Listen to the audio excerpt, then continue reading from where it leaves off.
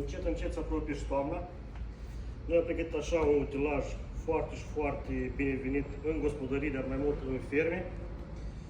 Este vorba despre un opăritor pentru rațe, gâște, curcani, absolut și ține de păsări. Pentru prepelițul nu merge, vă spun de start. Este la un preț de 7800 de lei. Este cu cuba foarte mare. Avem conectarea la apă. O punem așa în preț, să vă arătăm cam cum și cum lucrează el. După ce opărim pasărea, un opăritor, o aruncăm aici, o ținem câteva secunde. După ce vedem că e penitul, o scoatem pur și simplu. Penile cu apa ies împreună așa pe aici. Pentru a o curăță, este foarte simplu, nu?